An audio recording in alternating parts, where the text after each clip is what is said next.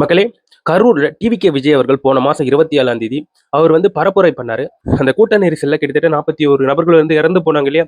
அதுல வந்து கிட்டத்தட்ட ஒரு 37 குடும்பம் வந்து 30வது நாள் துக்க அனுசரிப்ப வந்து நடத்திட்டு, விஜய் அவர்களை வந்து மகாபலிபுரத்துல வந்து சந்திச்சிருக்காங்க. எப்படி சந்திச்சிருக்காங்கன்னா, கரூர்ல இருந்து கிட்டத்தட்ட ஒரு 5 பஸ்ஸின் மூலமாக கிட்டத்தட்ட 235 பேர் வந்து மகாபலிபுரத்துல இருக்கக்கூடிய ஒரு தனியார் விடுதியில வந்து தங்குனாங்க. அவங்க தங்குறதுல இருந்து, சாப்பாடு சாப்பிடுறதுல இருந்து எல்லா செலவையும் டிவிக்கே தான் எடுத்து கொண்டுட்டு இருக்கு.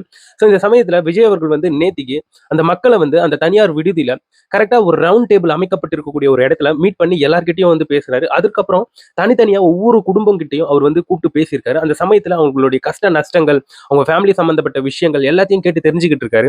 அந்த சமயத்துல அவங்களுடைய கஷ்டங்களை கேட்ட விஜய் அவர்கள் வந்து அழுது இருக்காரு. ஸோ அது போன்ற விஷயங்கள் என்பது இப்போ வெளியே வந்திருக்கு சோசியல் மீடியாவின் வாயிலாக.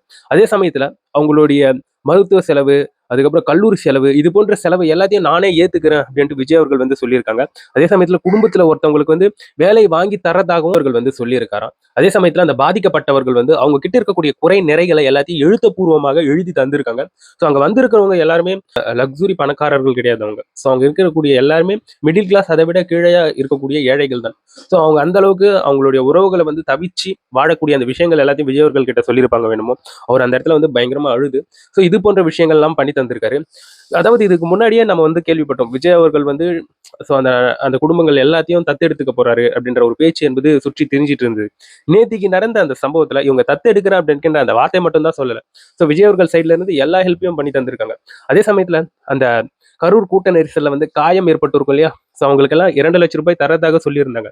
ஸோ அந்த விஷயத்தையும் நேற்று வந்து பண்ணியிருப்பதாக இப்போ வந்து மீடியாஸ்ல வந்து பேசிட்டு வராங்க. விஜய் அவர்கள் அது போன்ற பாதிக்கப்பட்டவர்களை சந்திக்கும் போது ஸோ இந்த கரூர்ல இருக்கக்கூடிய டிவிகே நிர்வாகிகள் மட்டும்தான் அந்த மக்கள் கூட வந்து இருக்கணும். அதை சார்ந்து இந்த பார்ட்டி சார்ந்து இருக்கக்கூடிய நபர்கள் யாரும் இந்த மகாபலிபுரத்துல இருக்கக்கூடிய அந்த பிரைவேட் விடுதிக்கு வந்து வரவே கூடாது அப்படிங்கிற ஸ்ட்ரிக்ட் ஆர்டர் இது வந்து வரவேற்கத்தக்கது.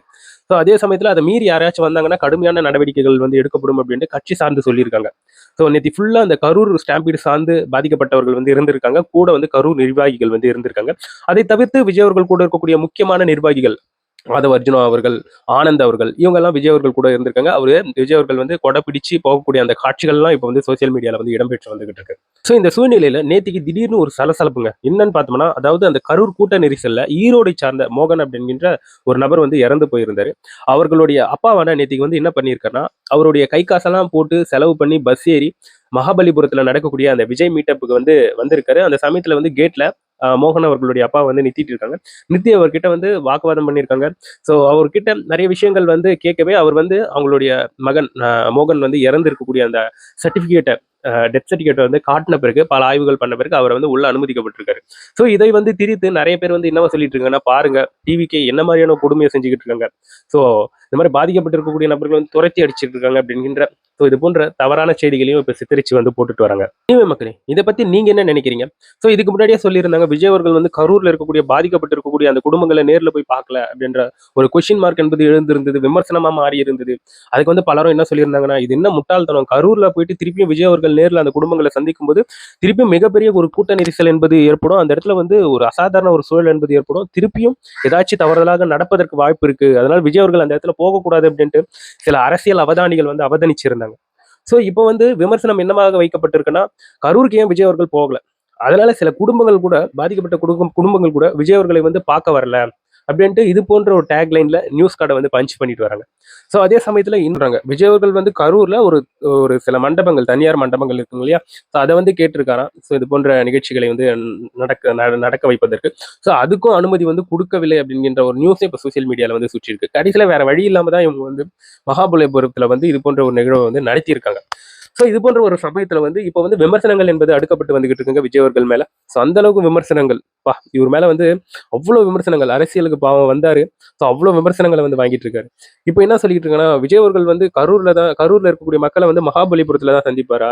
இவர் போற போக்குல வந்து அந்த வாக்கு இயந்திரத்தை மகாபலிபுரத்துக்கு கூட கொண்டு வந்து இங்க வந்து வாக்கு போடுங்க அப்படின்ற மாதிரி எல்லாம் சொல்லுவாரு அப்படின்ட்டு ஏகப்பட்ட விமர்சனங்கள் இப்போ சோசியல் மீடியால வந்து அடுக்கப்பட்டு வந்துகிட்டு இருக்கு நண்பர்களே. இப்போ ஒரு செயல் நடக்குதுன்னா அதுக்கு பின்னாடி பல காரணங்கள் இருக்கு. அதுல சில காரணங்களை நானே சொல்லிட்டேன். இதை தாண்டி இன்னமும் நிறைய காரணங்கள் இருக்கு. பர்மிஷன் கொடுக்காது இருக்கு. இது போன்ற ஏகப்பட்ட விஷயங்கள் டிவிகே சைட்ல இருந்து குறையாக சொல்லிக்கிட்டு இருக்காங்க. இனிமே மக்களே, இதை பத்தி அலசி ஆராய்ஞ்சு நீங்க என்ன நினைக்கிறீங்கன்றத என்னுடைய கமெண்ட் செக்ஷன்ல பதிவு பண்ணுங்க.